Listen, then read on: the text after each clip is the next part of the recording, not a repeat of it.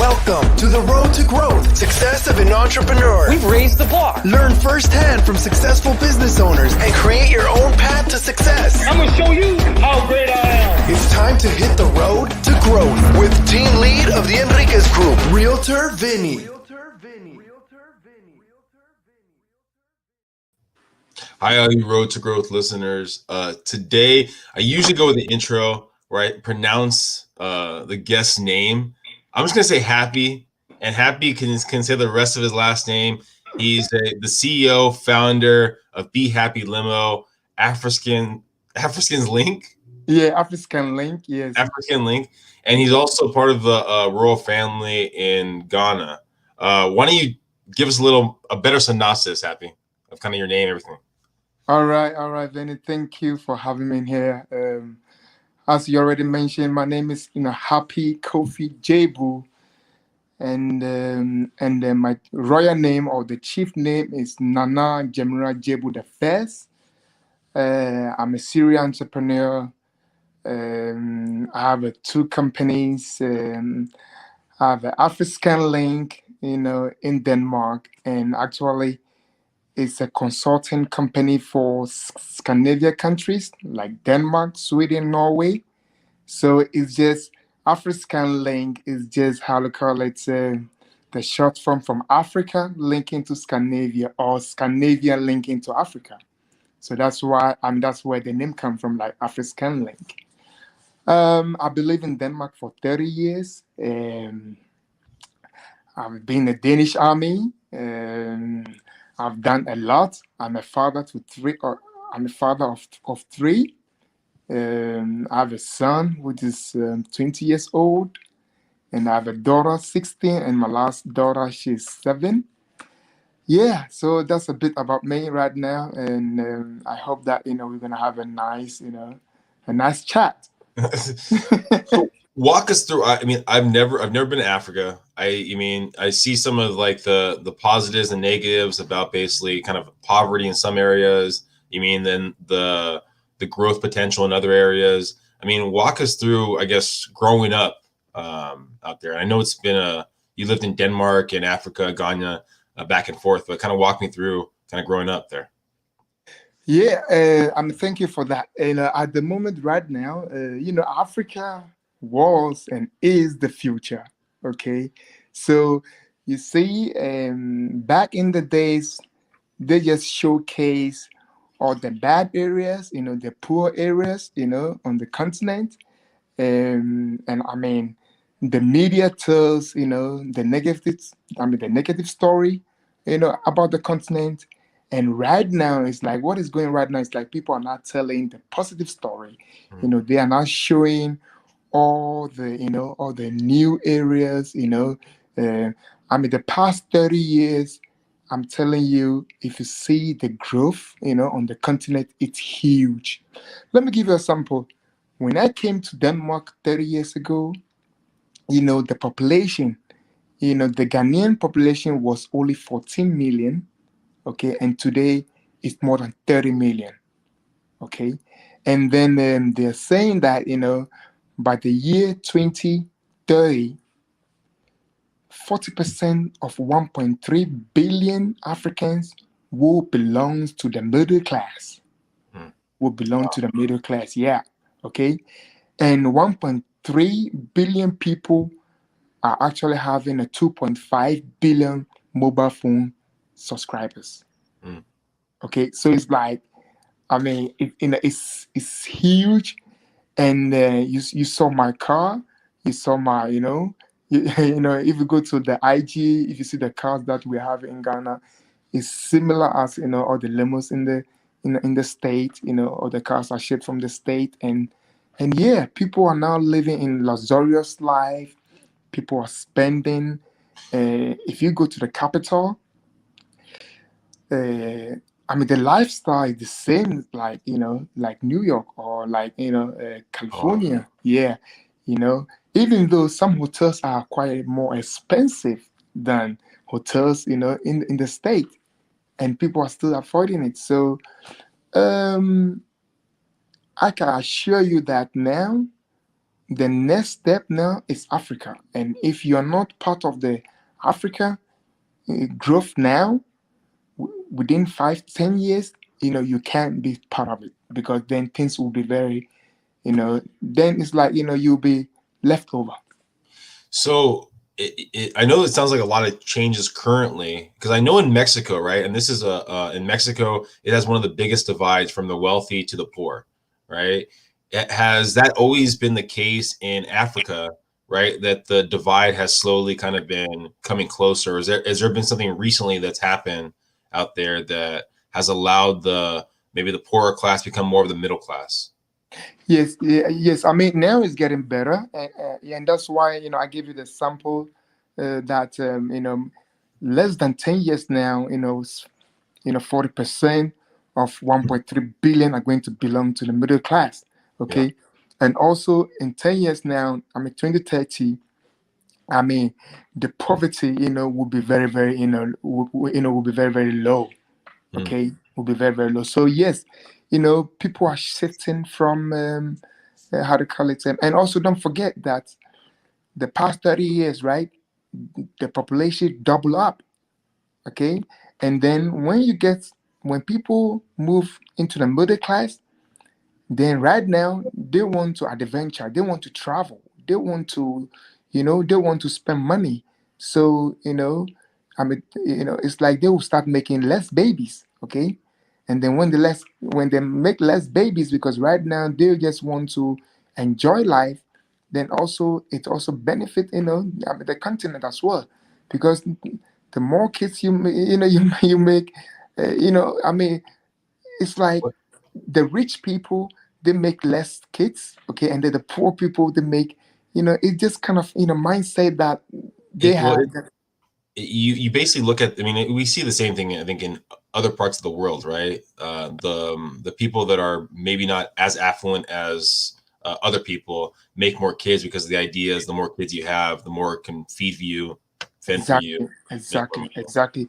It's the same mentality, okay? Like in Ghana, it's like, you have to make more because some will die, Yeah. and then yeah. So, but again, all that is changing, and hopefully the yeah, Well, let's talk about your journey a little bit. So I know you're part of one of the royal families out there, and you were able to move to Denmark. At what age did you move from Ghana to Denmark and make it more of a permanent residence? yeah. I was 15 when I came here in Denmark, and and uh, and I've been living there for 30 years. So now you guess my age now. So yeah, you look great for 45, man. Um, so at 15, you were still old enough to probably understand the surrounding area, the community. What did you see differently in Ghana to Denmark? Was there a mindset difference? Was there how Oh, people live, definitely. things like that? Like, Oh, definitely, definitely. You can't compare. How to call it. Yeah, Denmark is one of the richest country in the world. Our Scandinavian country are the highest socialist countries on planet.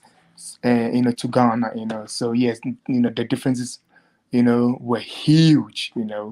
And yeah, when I came to Denmark, it's like, the cultural differences too is totally different, and yeah, so you can never compare that.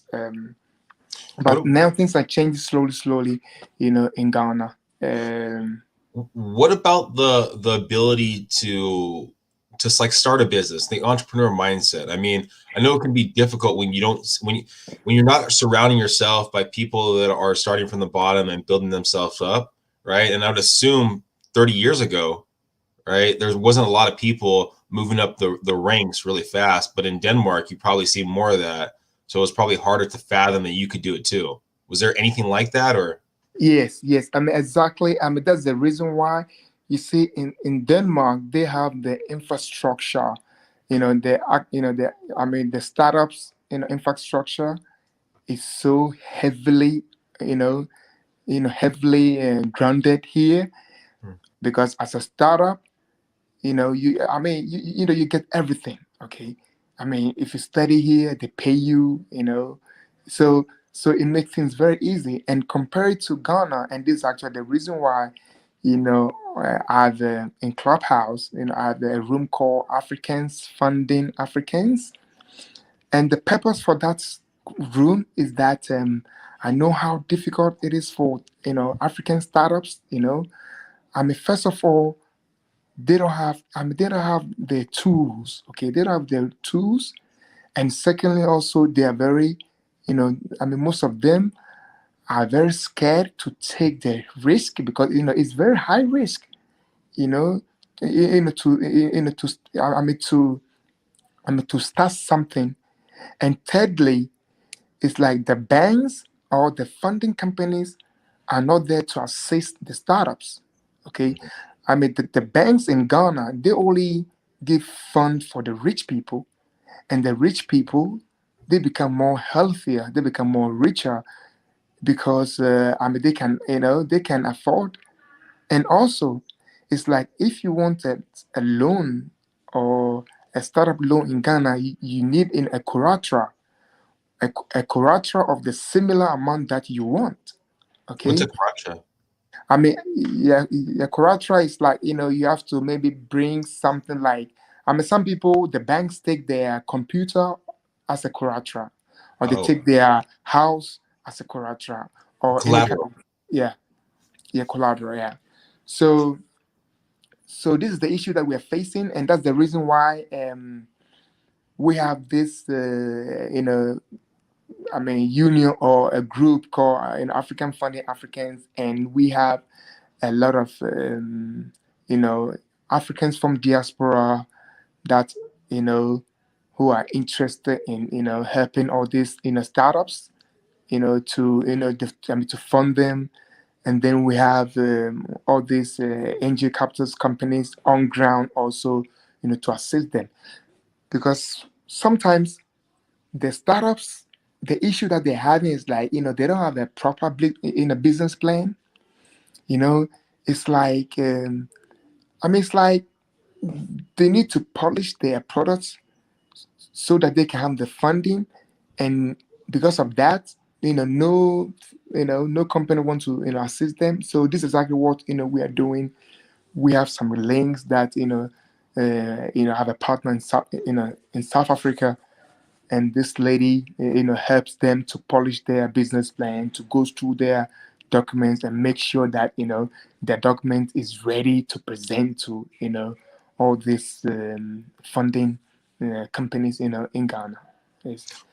When did you come with the idea, the realization to put together Afriscanlink? Yes. I mean, Afriscanlink is like 6 years now, and how to call it? I was sitting here in in Scandinavia countries, in Denmark. And the thing is, like, Denmark, Sweden, Norway, they're very good in startups, or they're very good in businesses. So I just try to, how to call it, to bring something that can bridges between Scandinavia and then, how to call it, and Africa as a whole. And also, I can speak 5 languages, okay, and Danish, Swedish, and Norwegian. I mean, they're all similar. Okay, they're all similar. So yeah. So when I started this company, it's very very easy for me to to speak Danish to my partners here in Denmark and Norway, and at the same time too, I can speak the African languages. So I became like a camouflage, and also building the bridge between them. And Africa is is, how to call it, if you don't know, if you don't know how to do business in Africa, it's kind of it's kind of a tough a tough place to do to start up something. And me partnership with them, leading them, guiding them, telling them what to do, makes business easier for them to establish and register their companies, in Ghana, Nigeria, and wherever that they want to do businesses. Yes. So again, I'm here to add value to the continent, okay? And this is the way that I can add value, because I know for sure that, when these people come to Africa and, and create and start their company, they create jobs, and the jobs goes to the youth, and helping the youth, then, I mean, they too, they can help their family, and then we are helping, each other. So it's all about win-win thing. What do you think has been one of the more difficult things building your company in the last 6 years? Well, I mean, the most difficult thing that I would say is that, the people's mindset, the mindset. You see, in Scandinavia, they think long term, and then in Ghana, they think short term. Hmm. Okay, and that's the issue, because when someone is thinking about short term, all what they're thinking about now, now, now. Okay, and then they don't care. They don't care about you surviving tomorrow or not. They don't care. They only think about today. And so I was trying to to change that mindset, to to teach them to try to think long term. um, and that has been a bit a bit tough, because of the mindset is not, it's like they're not ready yet, to think long term. And again, it makes sense. Okay, let's say someone that's, they don't have, a lot of stuff, and and they, it's like, all what they're thinking about, in Ghana we call it like, hand to mouth, like they just want to feed themselves. I mean, they are in the bottom of the pyramid. Again, so yeah, they only think about, survival. That what is in a survival, mindset. And Yeah. yeah, and again, I can't blame them. So for me, How, I'm just doing my best, just to, yes, even though, you're only thinking like that, but you have to think about tomorrow also, and then, trying to yourself to, yeah. how do you retrain someone to change their mindset for the instant gratification, the now, to the future? What's the conversation look like? Okay. Then again, it's about like, promoting this person, okay, like promoting them to like, I mean, a monthly, their payment, you have to increase their payment also, so that they can, because like when they can have a little bit more money in their account, then they are seeing the hope, they are seeing the future, okay, and then helping, how to call it, like if you have, uh, again, your friends that you're doing business with, you're trying to, um, you're trying to take them to, all this, how to call it, I call it like in a high class area, like high class, places, in Ghana, five stars hotels, take them to see, pull them from the poor area to the rich area, you know, and drive them through some kind of area where they can see, okay, if, if this guy, can do it, and then let all the, the people, the success entrepreneurs tell their stories, and showcase their places, and before where they started, and then now where they are, and yeah, and then show them, slowly, gradually. Not too much, and again, add value to them, upscale them, and gradually, then they are changing. They are saying, oh, okay, this person, is here now, and they start from A, and now they are B, then, but I'm telling you, it's not one day job, it's a long term, it's a long investment, okay, and even sometimes things happen that, they, you know uh, things happen, then you can't see them, maybe because this person is the head of the family, and then like a week, then they're all gone. You don't know where they are. So you have to try, your best to call them and find them. And then when you find them, finally they'll say, oh, maybe they have they love someone in the family, and then they went into the countryside where there's no internet. And you have to be very large. You have to be very large and like I mean, Does because it they go does on. it ever get frustrated? I mean, because I know, like, I do some coaching here for some real estate agents, and sometimes when they don't have the vision of what they could be and what they can do, it can get frustrating if you try to you keep on showing them, hey, this is someone else that was in your spot, this is how they did it, this is what they did, this is what they did, but they can't see it themselves, and it gets frustrating because you keep on trying to you want to bang their head to go, you could do it. I mean, I totally agree with you, man. And that's why it's like, sometimes you see the worst part is that you are showing someone a light, and this person cannot see the light. Okay. And it's your duty to make sure that the person can see the light. Because if this person doesn't see the light, right, I'm telling you, man, as you said it, it's like they'll get frustrated, and then they will be like, oh, and again, it won't help anything. So patience. Patient is the key word right here. And then you have to, how to call it, because also sometimes to the environment, and also sometimes it's like, they are not ready yet to see that light. So you can force them, but they are not ready yet. And and and and and you have to ask yourself, okay, then if they're not ready yet now, then we have to pack it now for a while, and then and they try again later, or until that they get it. But again, it's a long process. so I mean, you're talking to people in Scandinavia and telling them, hey, you need to connect with these people in Ghana and Africa. Do you ever get like the stereotypes? I mean, there was a popular movie that just recently came out, Coming to America too.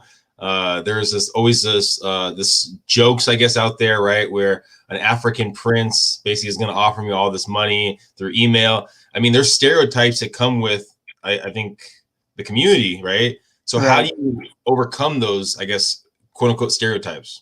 Oh, it's not easy, man. And still, I'm still fighting, because the thing is like, um, Scandinavian countries are, they are the last movers. Okay, they are the last movers, and the Chinese are the first movers. They take risk, Oh, wow. right? Yeah. So it's very, very difficult to to talk to, someone that first of all, it's like they will tell you, I would rather stay here, and get 10%, you know, uh, 10% of 100% than 100% of nothing, Yeah. Yeah.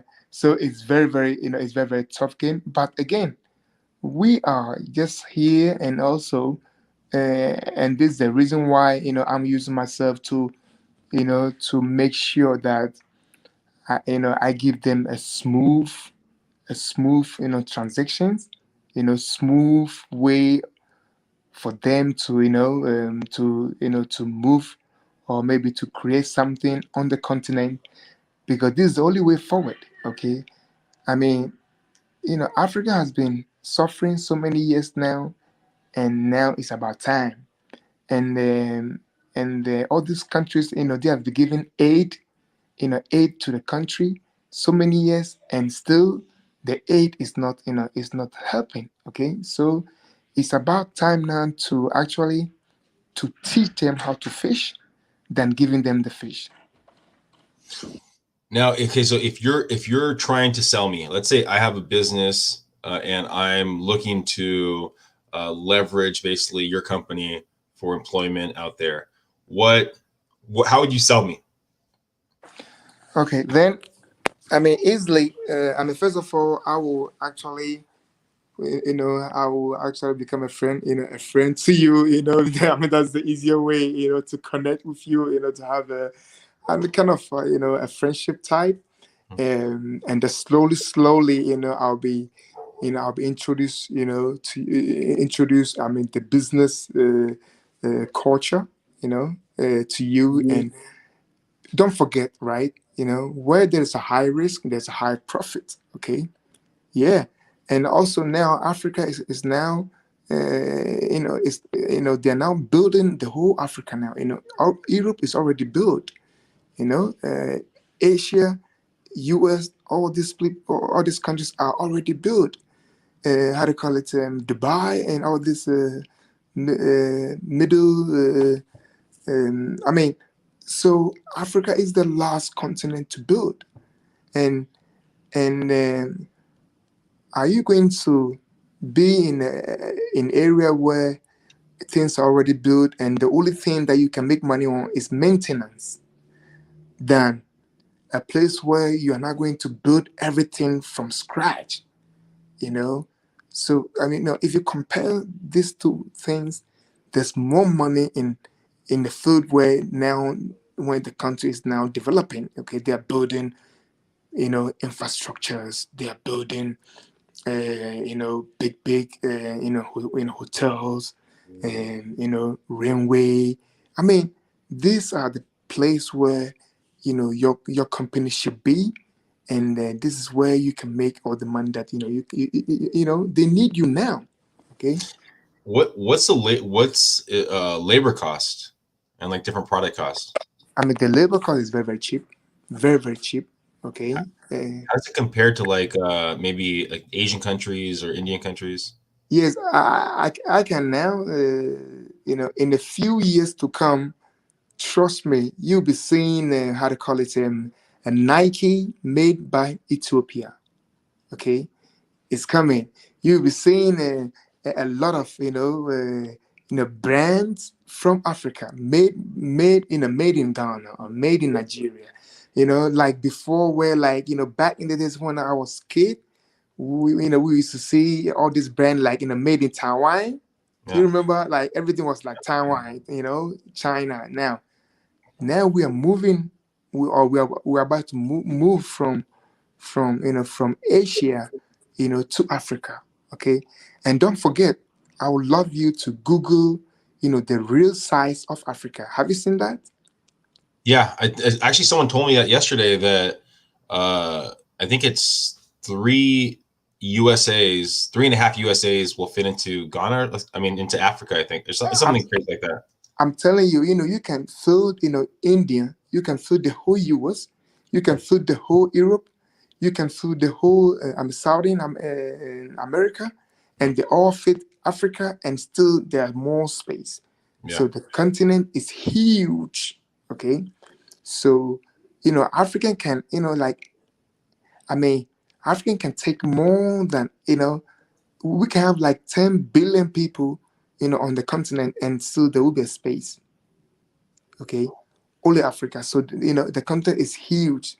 So yes, I mean, Africa is the future, because now we are shifting from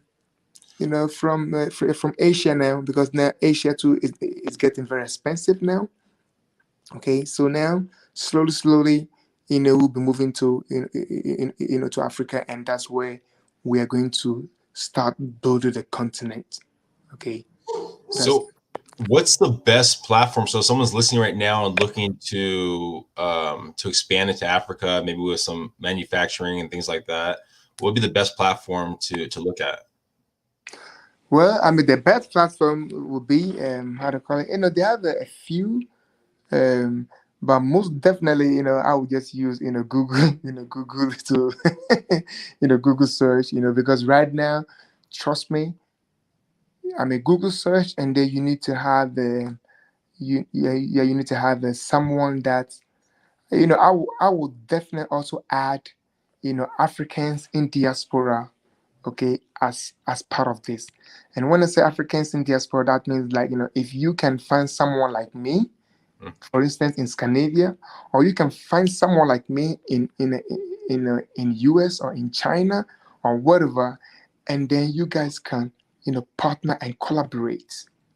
So if someone's listening right now and is looking to expand into Africa, what would be the best way for them to reach out to you?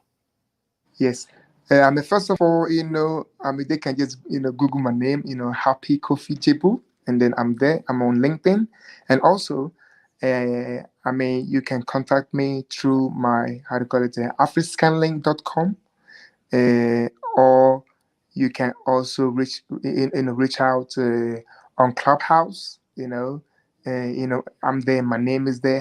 Happy Djebou is there, and then yeah, and then I'm also, if you just search for Behappylimo, Behappylimo.com, there too, yeah, they can reach out to me. I'm on almost all the social media platforms, so they can easily find me, and then yeah, LinkedIn as well. And then we can have a yeah, we can have a small, again, you know the connection, is very, very important for me, that I'm talking to someone that I'm connected with and understand and is open, open mindset. I want people that have open mindset, is ready to to take more things, to accept more things, because don't forget, this is a tool, it's I mean, the culture is very, very important, and it's a two different cultures. Okay, so if you think that you can bring the way that you do your business in the state to Ghana or Nigeria and do the same thing, I'm telling you, you know you will lose all your money. Okay, and that's why you need someone from the field, someone that understand the culture. Okay, and also someone that understand the American culture or the Scandinavian culture or the Italian culture, so that you have these two cultures collaborating, so you can move to the next level. I mean, do you get me? Yeah, from what I've picked up, I mean, at least one of the differences, I mean, in the US, you could probably, if you're giving a salary or an hourly wage to someone, you can factor in bonuses, right? And say, hey, if you meet these numbers, you get bonuses. It seems like because that's almost future thinking, that wouldn't really be as beneficial to people out in Africa. Is that correct? Or, I mean, what are some of the Yes, changes? that's correct. I mean, that's correct. The thing is, like, if you think about, like, kind of in a commission basis and bonus basis now, as I told you, these people, they are hungry. They want money now. They want to live now. They want to survive now. Okay. Yeah. So these are also different things that, I mean, you can tell someone that, need money today, that, oh, I'm giving the money tomorrow, I mean, they won't even take you serious. Okay. So you have to change the mindset, and the yes, okay, fine. They want the money now, so you have to think, okay, how can I get the money so that of course, it won't affect my business as well, and also it won't affect them. Okay, so you have to meet somewhere in the middle. Okay, so yes, then what are you going to do now? Okay, so you give them some kind of, like, some small uh, allowances, up front, so they can see, okay, now, I have something to work on, and then when you get to the next stage, you give them something small again. Okay, but you're not going to give them everything, but you just give them, like small, small, and then they'll be doing their job for you. Yes, so it's a different mindset, it's a different structure. So you see, the thing is, right, you can you can you can move from US and then come to Rome and think that you can do stuff like the Romans can do in their own field. It doesn't, so actually have to come to the room and then collaborate with the people that understand how the Romans do their businesses. Okay, and then, I mean, this is just common sense. Okay, but sometimes we forget.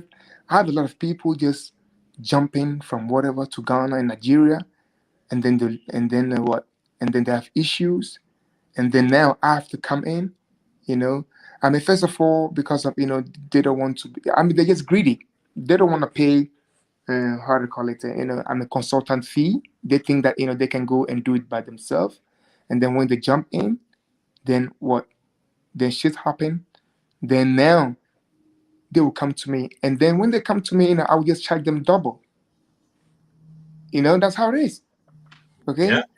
That's how it is. You want to, you want to be smart, fine. So, and then again, sometimes I will advise people to, to do more, to do your homework very well, take your time to, to do your research and get the people that, you think that, you can work with, and then call people, talk to them, and feel their energy, okay? Because energy is very, very important too. Feel them. Yeah, go on.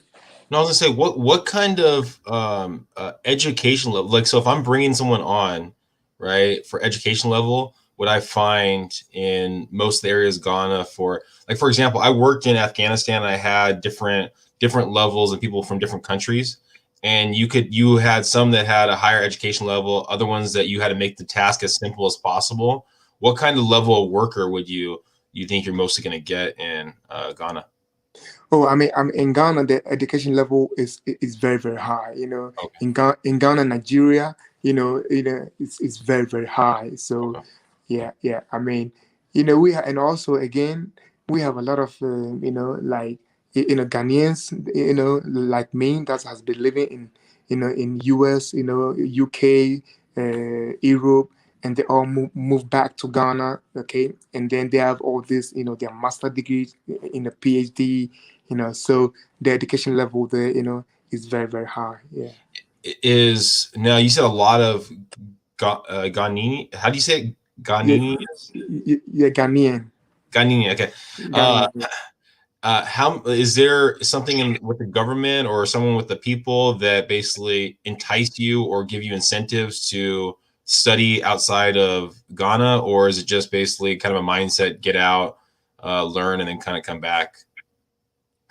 Oh, I think it's just I'm an individual. We have a lot of. It's both way. They have like in a government setup whereby you can go abroad and and study and come back, and then we have a lot of like individuals that's just through through how to call it a scholarship. A Oh, lot a lot of scholarships. So like in the US or Canada, they have a few scholarships programs that are the use. And again, right now, because of the internet and how to call it online now, most of the people now are taking online education. okay. Okay, yeah. So they're in Ghana and taking online education in UK, and then they will just go into the university in Ghana and do the final, the final test, and then when they pass, then they have the degree. So yes, so online studying is also very, very huge now. Yeah. Makes sense. I mean, if we're talking, let's say in 6 years from now, where do you see basically Afriscanlink? Okay, I'm at 6 years now. Then of course, Afriscanlink will be one of the leading in Scandinavia, of course, and also of course in West Africa, and that's my that's my goal. And also thanks God that now we have Clubhouse, that's awesome platform to to promote the business, and we have a direct people that seeing what I'm doing and following me. So yeah, I mean, things are happening. So hopefully, all the business that I'm doing in 6 years now, and then I'll be having my own private jet. Yeah. Well, I mean, thank you, Happy. Thank you, Happy, for being on here. And I think everyone listening, I mean, Happy's trying to, I mean, there's some people out here right here that entrepreneurs trying to build their own business and they can't see what's possible for them. And Happy's doing this on a daily, weekly basis with a lot of people back home in Africa and Ghana. He's trying to show them kind of the same kind of mindset. So he's doing it on a daily basis. So if you need any kind of like help to see, hey, how can I basically grow to the next level? How can I get that mindset? I can only imagine how much mindset you have to go through, Happy, on a daily basis just to kind of keep pushing through and kind of walking, hey, this is what you can do. This is how you can get to the next level. This is how you get to the next level. So thank you again, Happy, for being on here. Oh man, I mean, you just nailed that. Yeah, I mean, it's like we grow every day. We grow every day, and actually, all these obstacles, actually makes you stronger. And yeah, and we have a say, in Ghana. One of the I mean, Ghanaian's football team. I mean, they say that in a house of folk, and then they say, I mean, they are. And they all say that until the bones is rotten, they are going to it's do or die until the bones are rotten. So yes, that's me. When I put myself into something, I'm all in 100%. And again, if you don't have that strong mindset that I'm gonna do this, and I'm not going to, prove anyone wrong or show anyone, but I'm going to prove myself that, I said I would do it, and I did it. So yes, I really appreciate you that, you reach out to me, and this very, very awesome channel. And I hope that, one day, you will call me and I will come to Ghana and pick you in one of my limo, and then I will show you, I'll show you all my, you know, all my royal family, and yeah, and then we can take it from there, man. All right. Awesome talking to you. I look forward to it. Thank you, Happy. Thank You're you guys welcome. for listening. Please subscribe, please share, and follow Happy. Bye, guys.